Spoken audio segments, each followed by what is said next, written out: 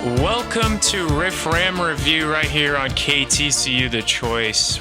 Welcome back, guys. I'm Zion Trammell here with Ian Nepetian and Seth Dowdle, who's just doing a fantastic job with the music choice. Beautiful, Seth. We love it. Keep up with these bumpers, man. We love it. ABBA's my favorite, so. I'm a big Sweden guy. Yeah? Yeah. You know what my favorite thing about ABBA is?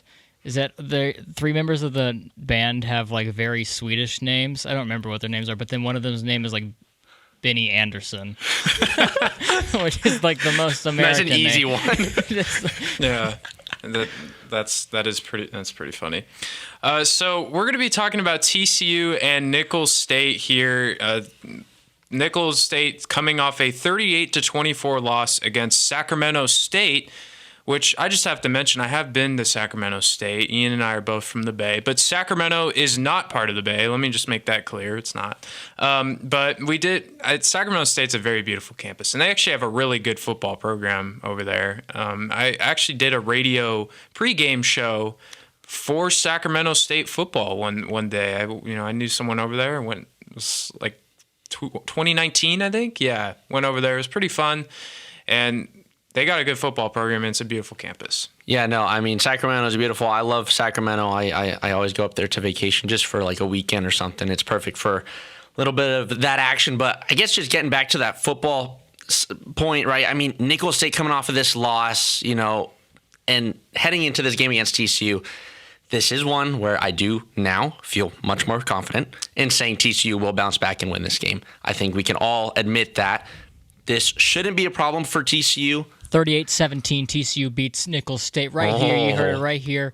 That's the same prediction that I had against Colorado, and I'm putting it out there immediately that TCU will win the game, and this is going to age poorly because you apparently had receipts, Ian. I didn't know we were doing that. I didn't know we were keeping those.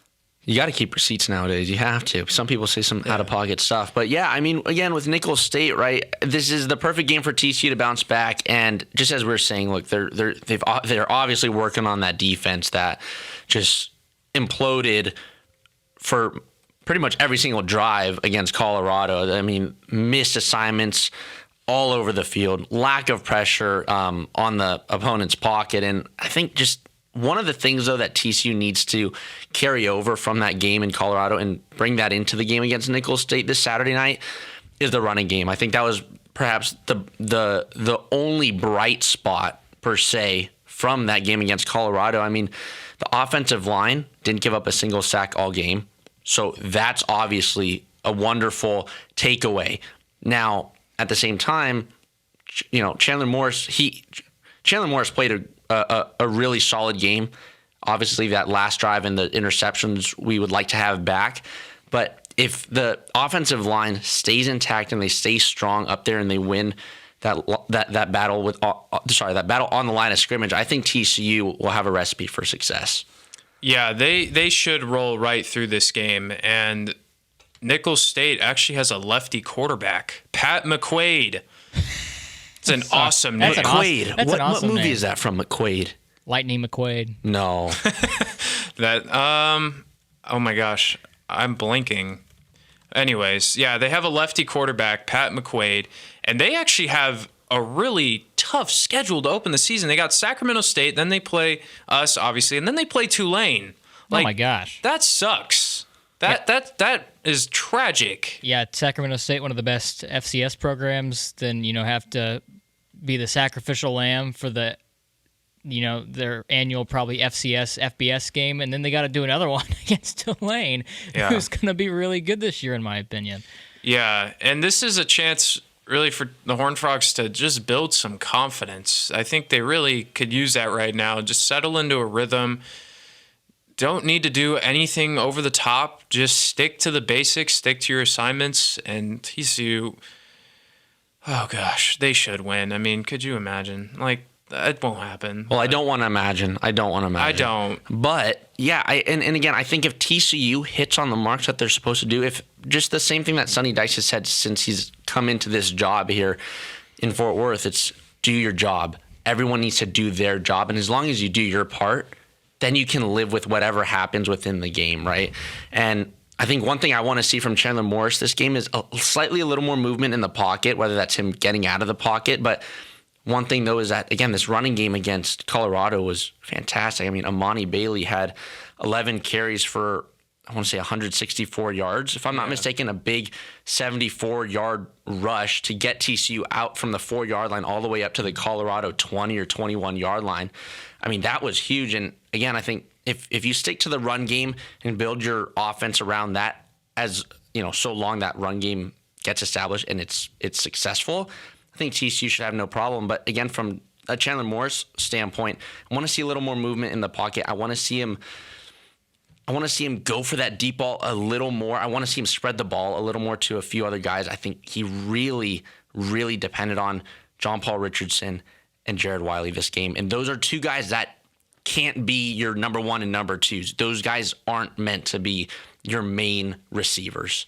Yeah, I'd like to see Savion Williams kind of get involved a little bit more here. Beat me to it. 2 receptions for 6 yards for Savion. That needs to be better, and it's not necessarily just on him, but it's just the offense needs to find him and target him a little more. I was just about to say it, Seth. Great minds think alike, Zion. Yeah. We are great minds. Yeah, and but I do agree, Savion. We hopefully we'll see him find the end zone. Because we saw him, he wasn't the primary target for Max Duggan last year at all, but we saw him come up really big whenever, Quentin Johnson and Darius Davis weren't playing in that Baylor game, the second to last game of the regular season, right? There in that last drive, I remember him making some really clutch catches. Savion Williams definitely has the skills to be, a key contributor in this offense, and I'd really like to see, him and, a slew of other people. This is a game. We talked about it. Sonny thought that we'd see 20 different guys rotated in and around of the ball on both sides last week, right? This is the game where you can really say that with confidence, I think, right? This is the game where we're, I said it, we're troubleshooting things, we're fine-tuning everything before we dive right back into the deep end when when we go down to Houston on the 16th, which, is Houston's first Big 12 game. In our first Big 12 game of the year, it's going to be a really big litmus test for the defense. We can talk about that a bit more after the Nicholls State game next Wednesday. But excited to see how TCU kind of, handles the adversity that has been handed to them. 3 out of the last 4 games, TCU has lost. It's time, for the, in that locker room, they're probably like, all right, it's time to turn that corner now. We need to get back to where we were last year in the middle of the season. Yeah, it's kind of weird to think about that, right? Because they had such a good year, but when you think about it, it's true. They've lost 3 of their last 4 games. Now that one win is probably the biggest win in this school's history. Yeah, exactly. It was a tremendous win. Best day of my life. One of the best days of my life. Yeah. Really? Oh yeah, that was amazing, man. Against Michigan. Oh my God. Yeah, I was watching at home, and I stood there in disbelief. I think I wept. I was crying in the press box at State Farm Stadium. Yeah, you were there. I was crying in the press box as we were going down the elevator to get onto the field for the celebration. Yeah. Around Michigan people, around TCU people. But I was like, screw it, man. We just won. We're going to the Natty. So. Yeah, that was a pretty cool day. And hopefully one day, if not this year, we can get right back to that spot. But at the moment, it's Nicholls State. Yeah, we're moving on to Nicholls State week, baby.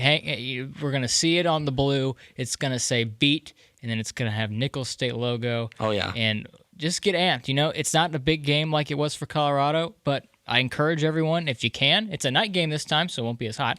Go out and support the Frogs. They need it, right? This is kind of one of those things where we all just need to join together as a student body or as just a fandom, right? Tough loss. Get right back on the horse. Rally the troops. Let's get right back to it. Let's get back to our winning ways and bounce back. Exactly. Exactly. All right, rounding out the segment, let's go through our quick score prediction. Seth, what did you say earlier? Just remind our audience. 38-17. 38-17. And I do think that 17 comes late. I think that or early. I think a good bulk of that either comes whenever Nicholls State. You see in these FBS games a lot. The FCS team just either they immediately are outmatched or they throw everything they have, all their game planning into those first couple of drives, and then they're out of gas. I think that's how it's going to go. 38-17, maybe 38-13. Gonna kind of we're gonna stick with the same kind of predictions as we saw last week. Yeah, I'm going to go with 42-10. A lot of points scored on the offensive end. Scored the same amount, 42 last week. I think they go 42 again, or like 38. But I'll stick with 42. I'm right there with you, Zion. I think TCU is going to put up 42 or 45, but I'll say 42-13 TCU. I'm hoping to see a lot of guys play. I'm hoping to see Sonny bring on some of the guys. Maybe, seeing Josh Hoover play would be great at the, if it's early enough to put him in at the start of the second half, I think that would be great. But really looking for TCU to bounce back for this game. That's on Saturday night at 7 p.m. Kickoff at Amon G. Carter Stadium between TCU and Nicholls State. That was our preview for Nicholls State, but we'll be right back as we've got some more talk for the next hour. We've got NFL Week 1 previews.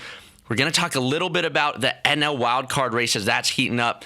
And then last but not least, we'll finish out the show talking about the Rangers, who have had some struggles lately, but we got to talk about them. Stay here on 88.7 The Choice as you're listening to Riff Ram Review.